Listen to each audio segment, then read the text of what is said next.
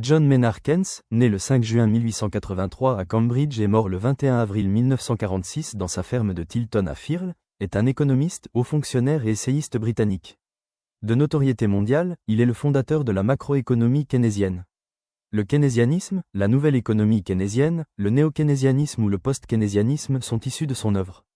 Considéré comme l'un des théoriciens les plus importants de l'économie du XXe siècle, il fut, en tant que conseiller officiel ou officieux de nombreux hommes politiques, l'un des acteurs principaux des accords de Bretton Woods après la Seconde Guerre mondiale.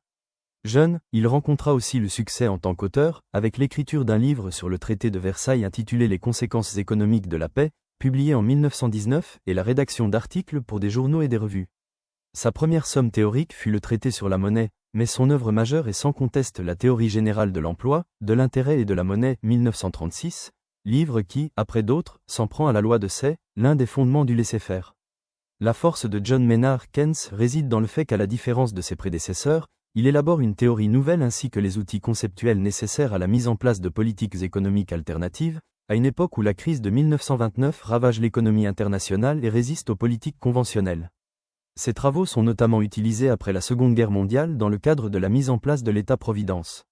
Selon Kenneth R. Hoover, Keynes aurait eu à son époque une position centriste, entre d'une part Friedrich Hayek et d'autre part Harold Laski, un des inspirateurs de l'aile gauche du Parti travailliste au Royaume-Uni.